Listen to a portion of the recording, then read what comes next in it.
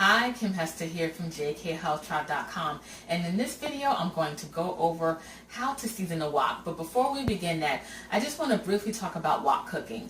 Wok cooking is something that I wanted to always get into because I love stir fries, and stir frying is such a great way to incorporate vegetables into your diet and to cook those vegetables and other grains and things that you're going to consume in a healthy way because you're using high heat and low oil.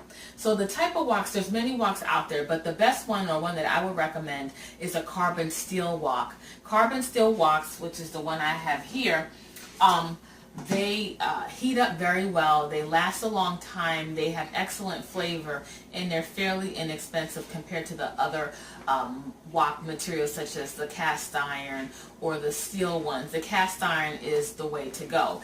This is a 12-inch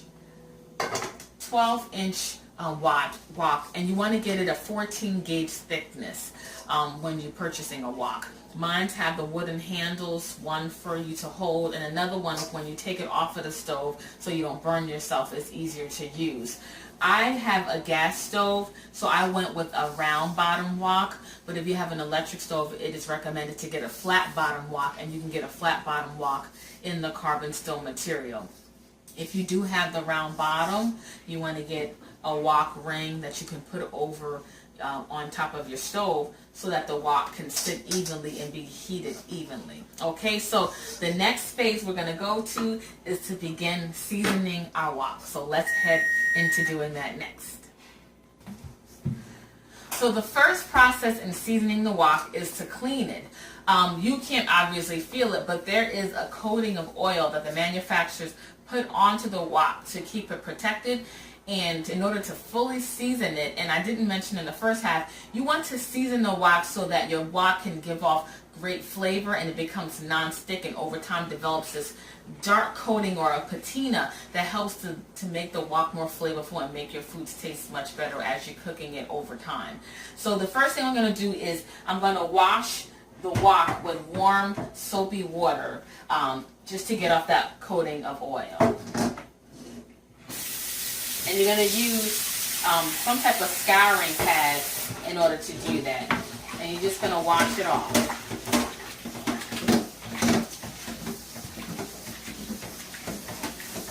So I just finished cleaning off that layer of oiling on the front and back of the wok. I dried it completely with the paper towel, and now is the next phase. So the wok that I have has the wooden handle, and there's also two handles, this long handle and this one that is going horizontal.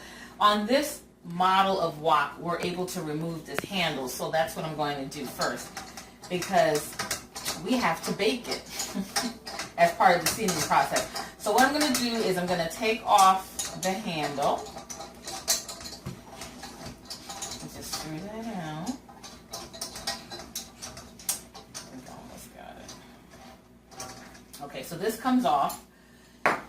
And what I'm going to do is I'm going to take some oil, any oil will do, a high heat oil preferably, and you're going to take some oil and you're going to coat the wok.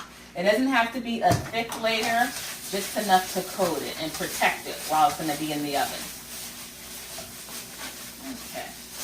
So once that is done, you need a damp cloth. This is only for the ones with the wooden handles. You're going to take a damp cloth and wrap it around this wooden handle because this is not removable. And this is going to protect the handle when it's in the oven. So you're going to wrap it with a damp cloth, and then you're going to get a piece of aluminum foil and wrap it around that.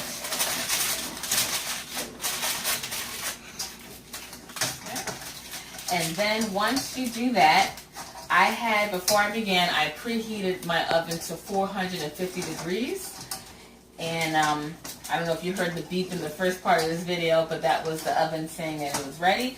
So we're going to place this in the oven face down so there's no residue or nothing collecting at the bottom of the wok.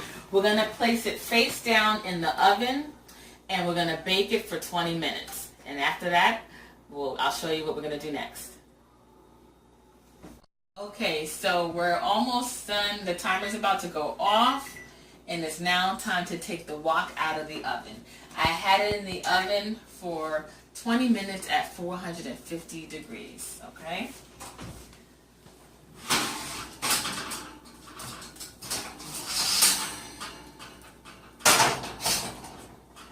I don't know if you could see it, but the wok got a nice brown, dark coating on it, okay?